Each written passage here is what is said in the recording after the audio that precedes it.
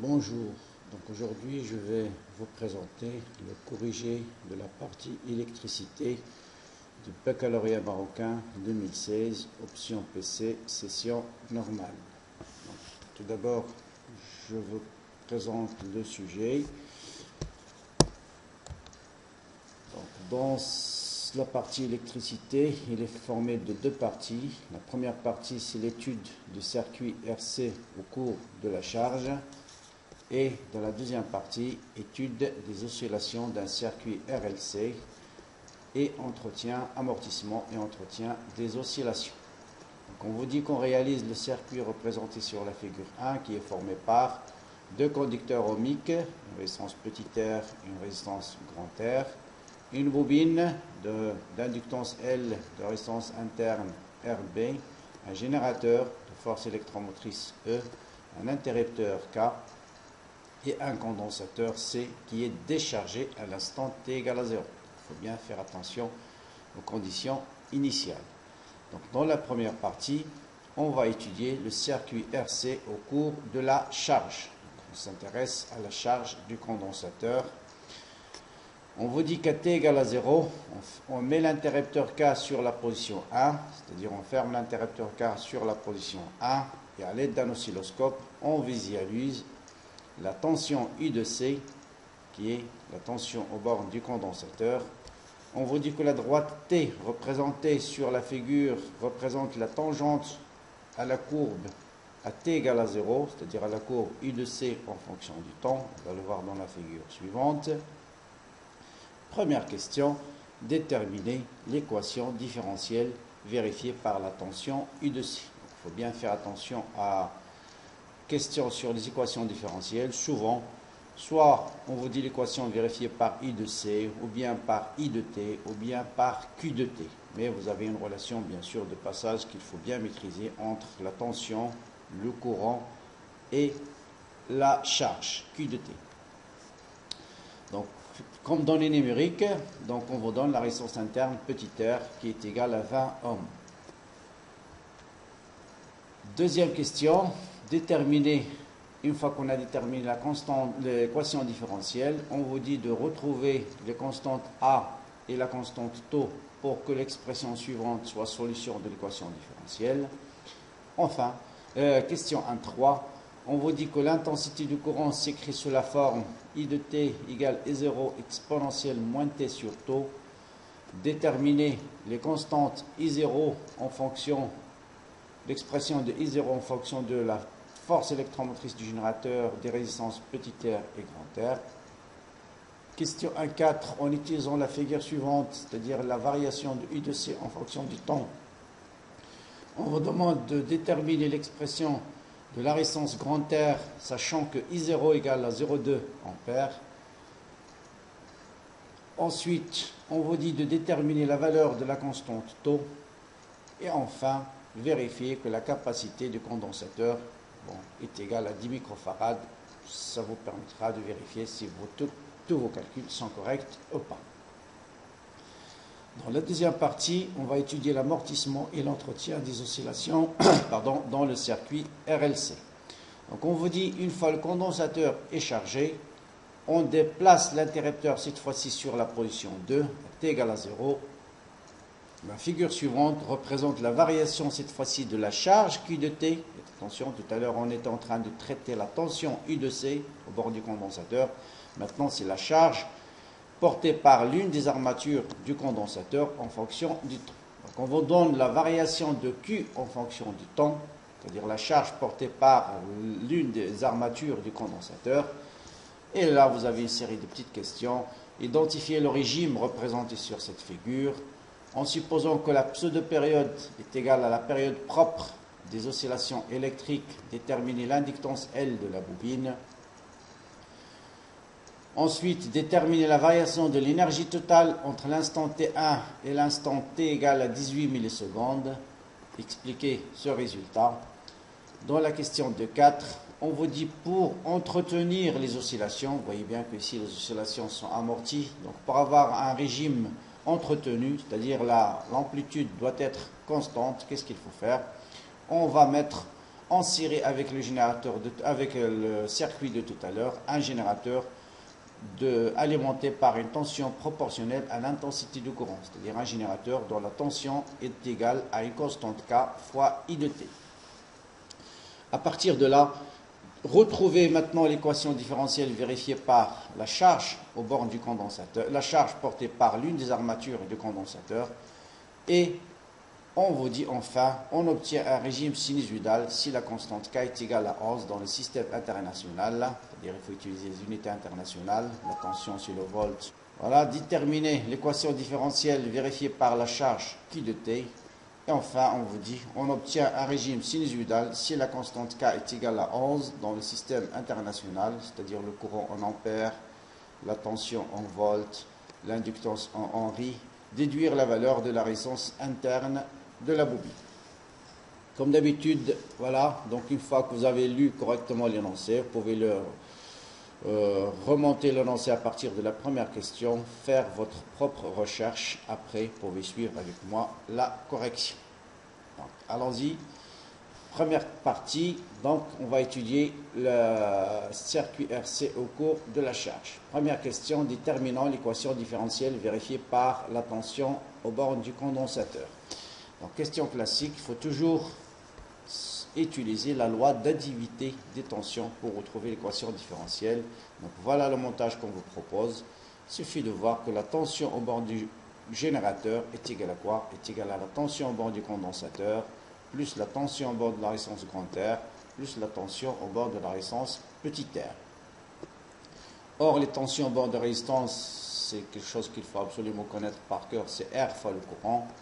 Et voilà, U de R plus U petit r, c'est grand R fois I pour U de R plus petit r fois I. Et ensuite, I de C, vous avez plusieurs expressions pour I de C. Tout dépend de ce qu'on veut chercher. Là, on nous demande d'exprimer, de déterminer l'équation différentielle par U de C. Donc, je vais laisser U de C ici sans le remplacer par sa valeur. Par contre, je dois exprimer R plus R fois I en fonction de I de C. Donc, vous avez deux relations fondamentales. C'est le courant, c'est la dérivée de la charge par rapport au temps. Et vous savez que U de C est égal à Q sur C. Donc si on dérive cette expression, bien sûr, on va trouver que D de Q sur D de T est égal à C fois D de UC sur D de T. Voilà, donc je remplace le courant I ici par C fois D de UC sur D de T. Et donc, on a l'équation différentielle suivante. Donc R plus R fois C D de UC sur D de T plus I de C que je vais laisser sans changer parce que je cherche l'équation différentielle pardon, en fonction de I de C est égal à 1. Donc voilà l'équation différentielle cherchée. Ensuite, on nous demande de déterminer A et taux, les constantes, pour que, là on vous donne la solution, il suffit de chercher les constantes A et taux pour que ceci soit une solution de cette équation différentielle. Eh bien, il suffit de calculer D de UC sur D de T. Ensuite, remplacer dans l'équation différentielle I de C par sa valeur, D de IC sur D de T par sa valeur, et on va retrouver facilement les constantes cherchées. Donc voilà, on nous donne I de C, c'est A exponentielle 1 moins, A facteur de 1 moins exponentielle moins T sur taux. Donc je vais calculer la dérivée de I de C par rapport au temps. Donc, voilà, donc la dérivée de ça, la dérivée de 1 c'est 0 bien sûr, la dérivée de exponentielle moins t sur taux c'est moins 1 sur taux, avec le moins ça vous donne plus A sur taux exponentielle moins t sur taux. On va remplacer dans l'équation différentielle précédente, donc voilà I de C, voilà la dérivée, pardon ici c'est la dérivée de I de C par rapport au temps, voilà I de C est égal à E. Donc on va mettre l'exponentielle en facteur, isoler les termes où vous avez l'exponentielle, isoler les termes où vous avez une constante. Et si vous avez une équation différentielle A plus B exponentielle T est égal à 0, cette équation est valable quel que soit T, si seulement si ce coefficient-là il est nul et ce coefficient-là il est nul. Donc on va déterminer que A moins E est égal à 0, ça veut dire A est égal à E, et tout ça est égal à 0, ça veut dire grand R plus petit r fois C sur taux est égal à 1, ou bien grand R plus petit r fois C est égal à taux. Donc on a déterminé les constantes A et les constantes taux en fonction des données du problème, c'est-à-dire la force électromotrice du générateur, les résistances et la capacité du condensateur. Troisième question, on nous dit que l'intensité du courant s'écrit sous cette forme-là. Déterminer la constante expression de I0 en fonction de E, petit r et grand R. Donc là aussi, puisqu'on connaît déjà la solution I de C en fonction de taux et on a l'expression de A en fonction de E, il suffit de chercher la relation entre I et U de C. On l'a déjà établi précédemment. Donc on sait que I est égal à D de Q sur D de T, donc c'est les deux relations de tout à l'heure. Et la dérivée de Q par rapport au temps, c'est C fois D de IC sur D de T. Donc I est égal à cette expression-là. Donc il suffit, or D de IC sur D de T, on l'a déjà calculé, il suffit de le remplacer par sa valeur.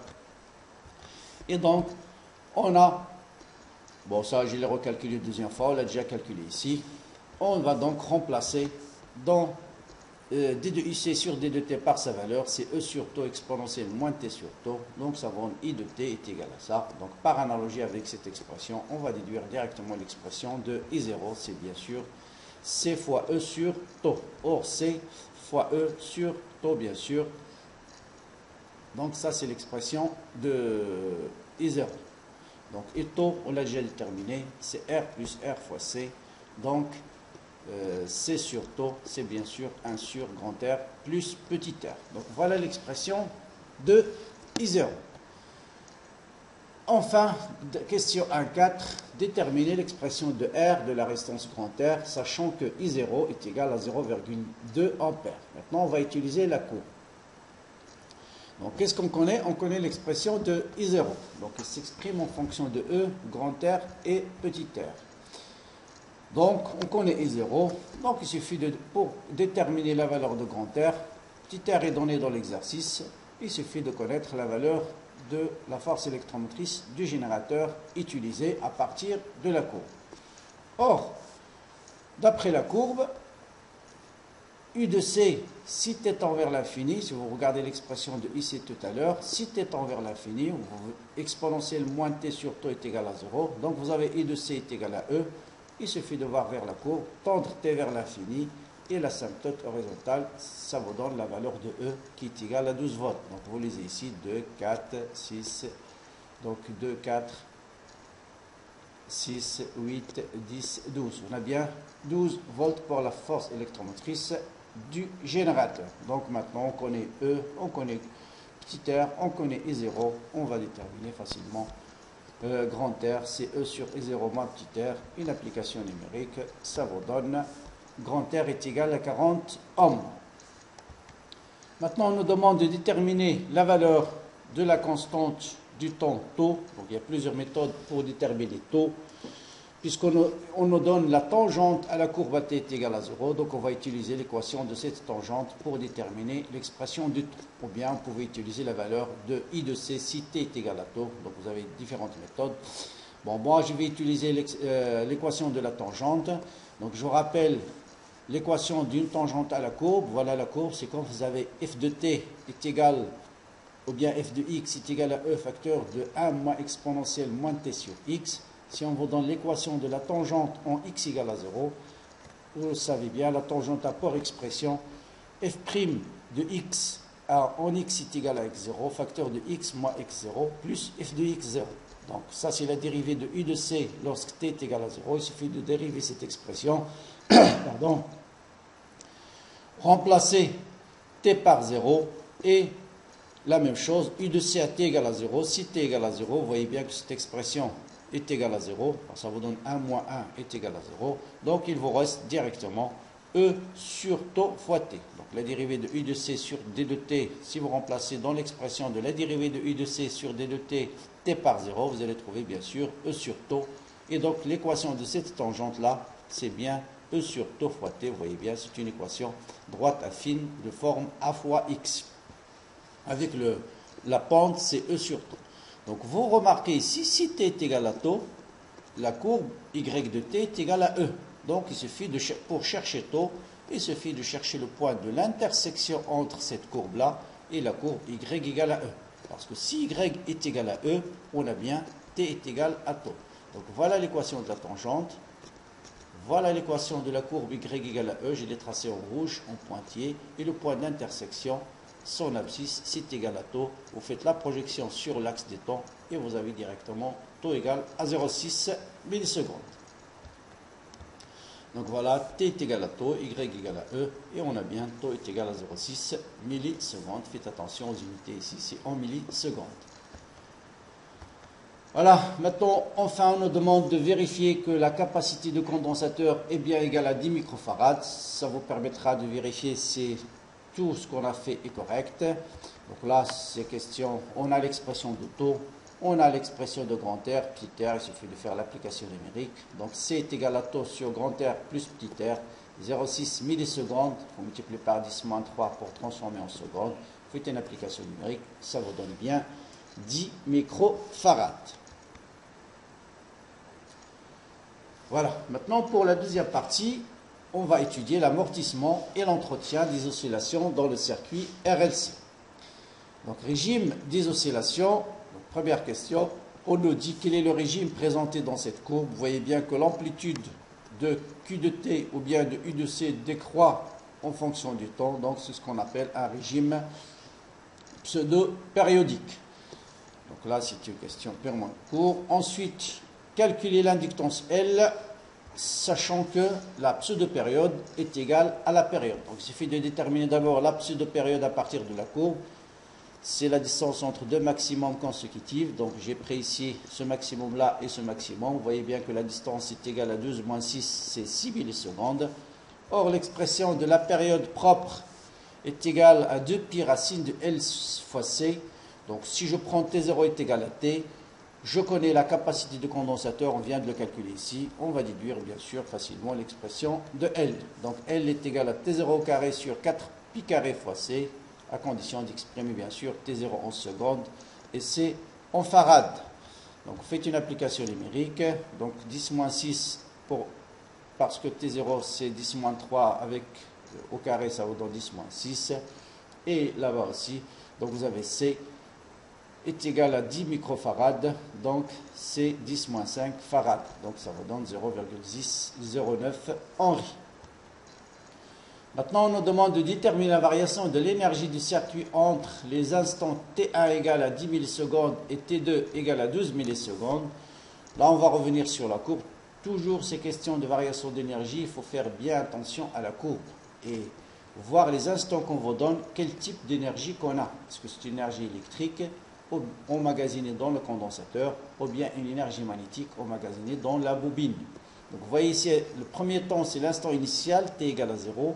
Vous remarquez que Q est maximal, donc le courant il est nul, parce que le courant c'est la dérivée de Q par rapport au temps. Or, vous savez en mathématiques, si une fonction passe par un maximum, sa dérivée est nulle. Donc ici, le courant est nul, donc il n'y a pas d'énergie emmagasinée dans la bobine.